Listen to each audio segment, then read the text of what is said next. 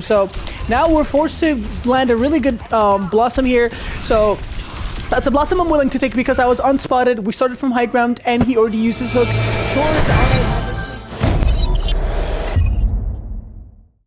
Hello boys and girls, ladies and gentlemen, welcome to today's video. Today's video is your weekly gameplay of Reaper. If you're a Reaper main, this series is for you. If you're stuck in down and below, this series is also for you. You're gonna learn how to play Reaper much better. I've seen a lot of people play Reaper, they call themselves Reaper main, and they never really succeed. It's because they always do this constant mistake, which I see the two common mistakes I see every Reaper player main do is they always constantly flank. And like, I'm not even saying almost always, they always flank, or they always blossom and fade in and blossom, which is the worst thing you can do. There's the two worst things you can do on Reaper. So you're always gonna play Reaper depending on the matchup that you have. And yeah, so I'm tired. Jim's been kicking my ass, but you know, we gotta keep this the streak going of never missing an upload. So yeah, we do have an Ana Kiriko best support lineup in a control map with a Reaper. So we have the matchup already because we have really good team comp, and automatically there's a hog, so you got to play with the hook. So now we've identified that there's a Widowmaker, so sometimes you might need to flank against a Widow, but we should have good matchup here if we play this perfectly. And honestly, my tank even decides to go for the counter swap, and I honestly don't even think that he needed to go Maga to win this because we automatically win here. So yeah, we have pretty good matchup here. We just need to play aggressively with the Maga and we should win. There really is not much thing you do not flank, don't do something that's just risky and almost with no reward. Just play with your tank in this specific matchup. I'm assuming the enemy team will make an immediate swap. So there you go. We already see a support swap, and I'm assuming the tank would swap, maybe a Diva, maybe Sigma, we'll see. But if he says Hog, it's an automatic L. There's no really downside here to start from high ground now on a downside on a fight that's during a downtime in a fight, especially when there's a Widowmaker that almost always starts here, because we don't really need to peel for my tank because my tank will always have matchup against the Hog, considering he's going Maga into Hog. So yeah, now this is like one of the very rare scenarios where I flanked because the matchup allows me to, and we cleaned up the entire team. Now we flanked here for two reasons. First, three reasons, because during downtime, always start for the next fight. There's no downside to starting from a high ground. Second, there's a Widowmaker that always like to start from here, so there's no downside from doing that. Third is my tank does not need assistance because he has heavy matchup with the Maga versus Hog. So we're not really, we're probably gonna, okay, I was gonna say if we lose this fight, my tank is an absolute Chad. Might be the chaddest of the Chad, but really unnecessary ultimates by both of my tank and the Ana. So we technically just wasted two ultimates for absolutely no reason. Sure, that bought us a few seconds, but if we waited a few seconds, that could have bought us a few seconds and an ultimate from the few ultimates from the enemy team. So now we're forced to land a really good Blossom here.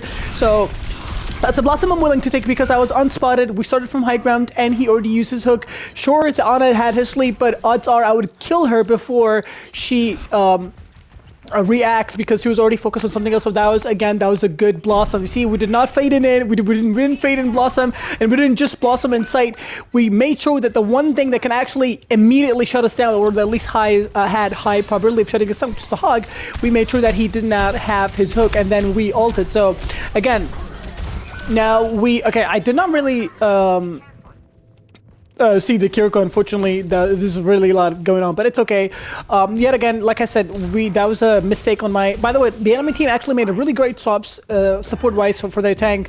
So now my tank is struggling because we wasted a lot of ultimates for absolutely no reason. So now imagine if we had that cage and the Nano, but still we have the Kitsune, and my tank is playing the counter swap game. I really love this guy. Diva automatically shuts down everything from the enemy team. All we need to do is just Kitsune, and we will automatically win unless, because they will. Oh, that's actually pretty bad. Because he will whole hog and we will have Matrix for that. Their tank really fell down, so all we gotta do is just literally AFK on point. If the Kiriko TPS on the point, we win this automatically.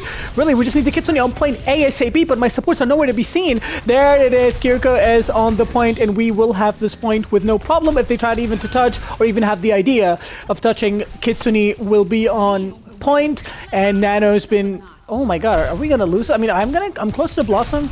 We just need the. Okay, there's no Kitsune yet, unfortunately. Kitsune is really late, and I'm really out of position here. That was really, really terrible from my Kiriko, honestly. Not only it was a very, very late Kitsune, but she used it after the fight, after I died and after my diva got demexed. So that was a tragic Kitsune. Like, not only it was a bad one, but it was a horrible one, actually. So, you see, like, mistakes like that, even when your entire team is good, one person can literally causes you to lose the games. That's just literally small mistakes. That's why, like, my entire channel, I have a lot of support videos, because it doesn't matter how good you are. It's just small mistakes that can ruin everything. We do have ultimates, we do have Nano, we do have Diva to remake, and we do have Blossom coming up. Let's get the Kiriko here out of the...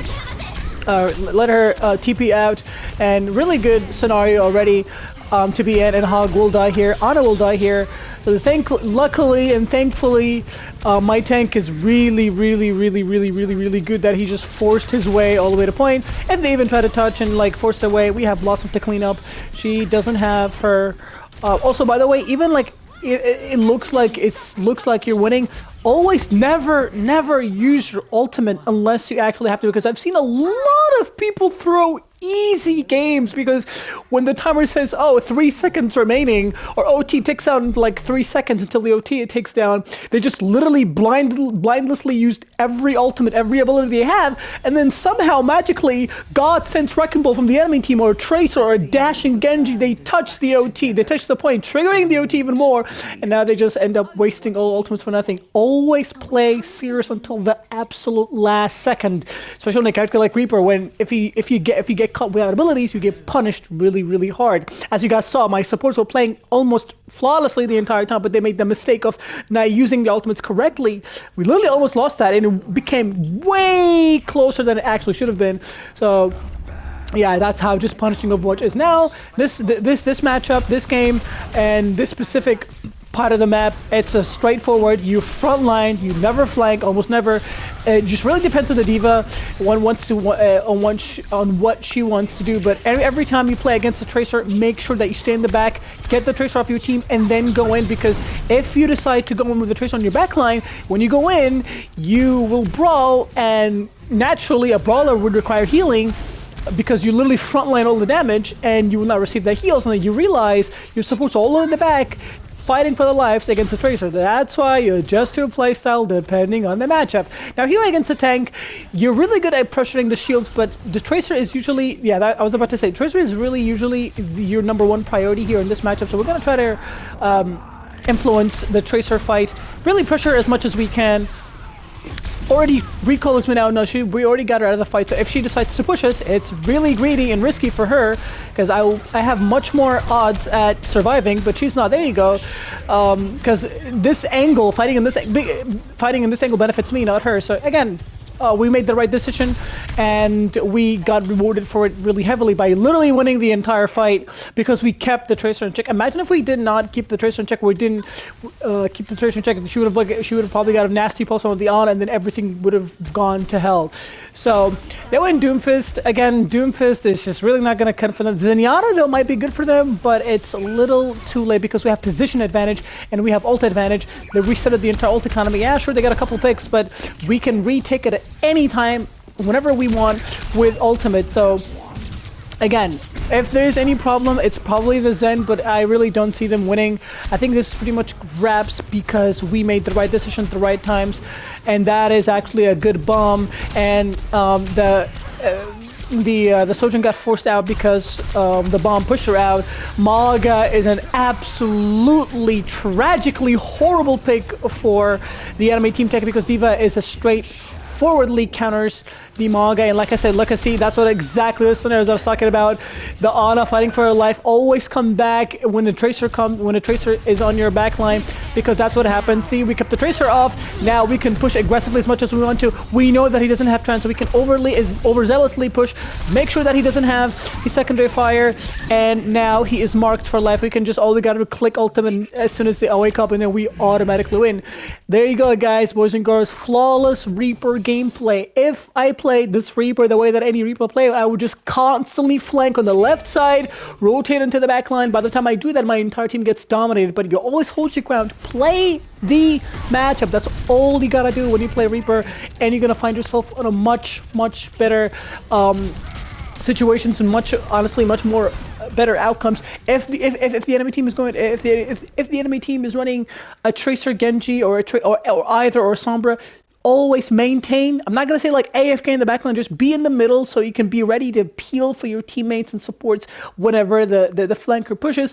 If they have it depends on matchup. Like if they have pokers, like heavy poker, they're gonna outround you a lot. So flanking against a diva is almost always never a good idea. That's what a lot of people players get punished really hard. They flank against a diva. You never want to flank against a diva, Ashe, or even Roadhog, because they can just boop you away, hook you, and you get dominated. You get much more value assisting your tank in the front line, giving them the edge, because sometimes a lot of Reaper players think that it's all about the eliminations. It's all about just the damage, because if you do the damage, you drain resources out, and if you help your team push with you during the front fight, during the brawl fight, giving your tank advantage, you get an advantage because you're a brawler, and you will get advantage during the brawler phase, because the pokers can deal with the brawling phase. But a lot of Reaper players tend to miss the opportunity during the brawl phase because they're always constantly on the flank, so they lose their time to shine during the brawler phase, and then they get dominated during the poke phase. So that's just a little bit over mansplaining for you guys, but I hope it helped you. Boys and girls, ladies and gentlemen, thank you guys so much. Thank you guys down by real big guys. And don't forget to like the video if you enjoyed, subscribe if you're new, share with your friends if you learn anything here too. And we shall catch you guys all to the next one. Be to the bye.